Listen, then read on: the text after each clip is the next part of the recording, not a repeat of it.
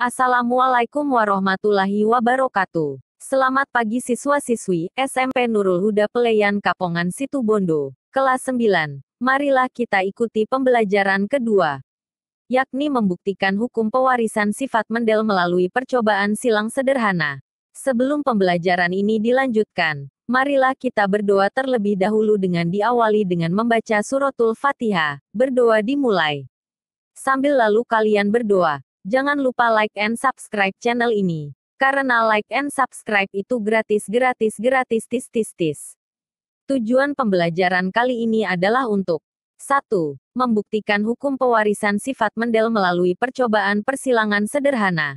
2. Membuat persilangan pada pewarisan sifat manusia. 3. Mencari informasi dari berbagai sumber tentang tanaman dan hewan hasil pemuliaan. 4. Menyajikan hasil penelusuran informasi terkait pemuliaan tanaman dan hewan.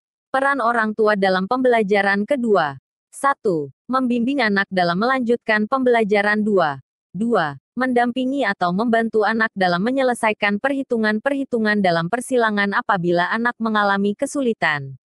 3. Mendampingi anak ketika harus belajar kelompok dengan teman di sekitar tempat tinggal. 4. Mengontrol anak dalam melakukan pembelajaran utamanya pada saat anak mengakses internet. 5. Mendampingi anak saat mengunggah hasil aktivitas belajar ke media sosial anak. 6. Membangun komunikasi dengan guru dalam memantau perkembangan belajar anak. Aktivitas pembelajaran 2. Pewarisan sifat memungkinkan terjaganya eksistensi gen pada suatu generasi.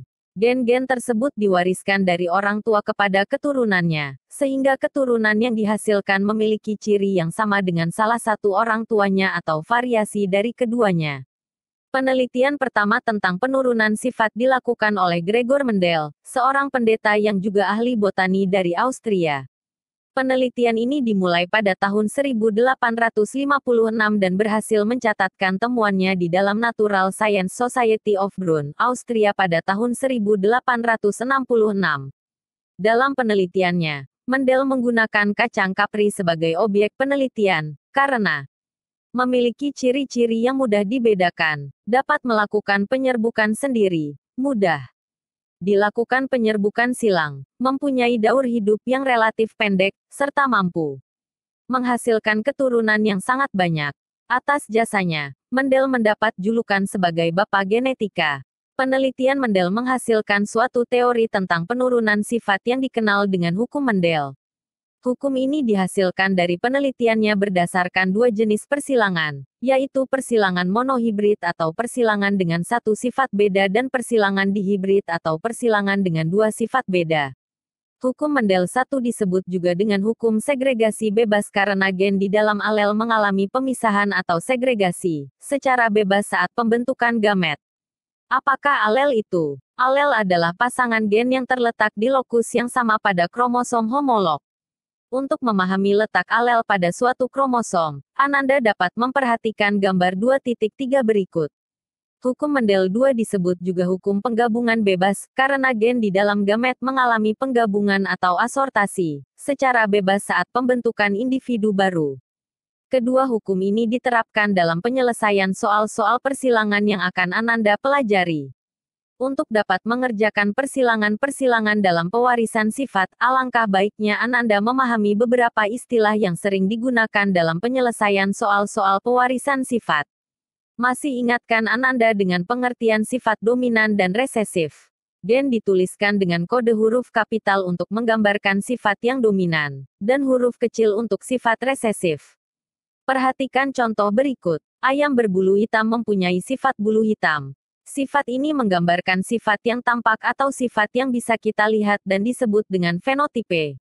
Sifat fenotipe bulu hitam ini dikendalikan oleh gen yang bisa kita tulis dengan huruf G atau huruf yang lain, disebut genotipe. Karena genotipe ini bersifat diploid, maka sifat bulu hitam bisa kita tulis gang apabila bulu hitam adalah dominan. Pasangan gen ini kita sebut pasangan gen yang homozigot dominan. Sifat resesifnya misalnya putih, kita tulis dengan huruf gang. Pasangan gen ini kita sebut gen yang homozigot resesif. Ada kalanya kedua sifat menurun sama kuat pada keturunannya. Misalnya, Gang apabila sifat bulu hitam sama kuat dengan sifat bulu putih, maka akan menghasilkan keturunan dengan warna bulu abu-abu. Pasangan gen ini kita sebut pasangan gen yang heterozigot dengan sifat intermediate. Namun, apabila sifat bulu hitam adalah dominan, gang berarti fenotipe dengan bulu hitam. Ayam berbulu hitam bisa disebut sebagai induk atau parental, P, sedangkan keturunan yang dihasilkan disebut dengan filial, F. Aktivitas berikut membantu Ananda lebih memahami konsep-konsep dasar dalam pewarisan sifat. Persilangan monohibrid. Persilangan monohibrid adalah persilangan dengan satu sifat beda.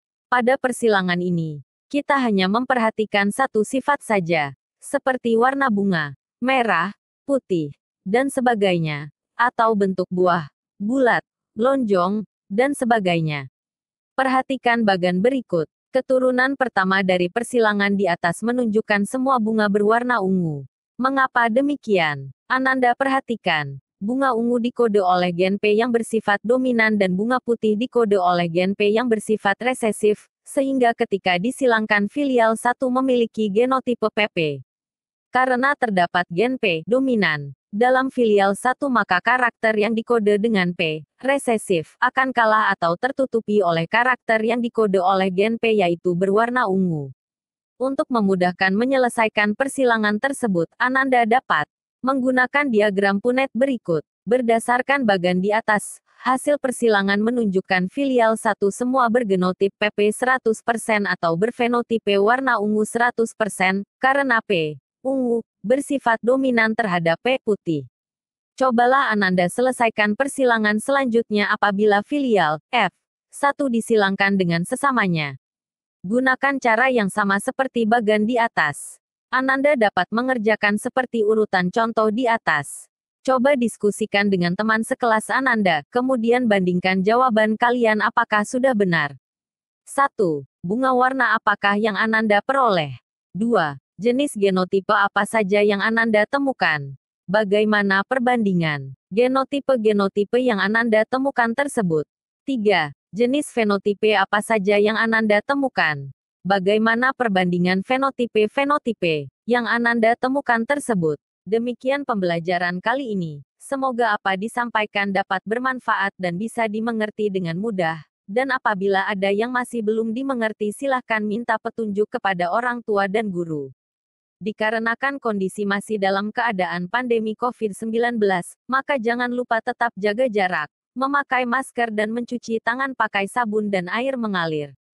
Jangan lupa like dan subscribe agar kalian tidak ketinggal proses pembelajaran selanjutnya. Bailame como si fuera la última y enséñame ese pasito que no sé, un besito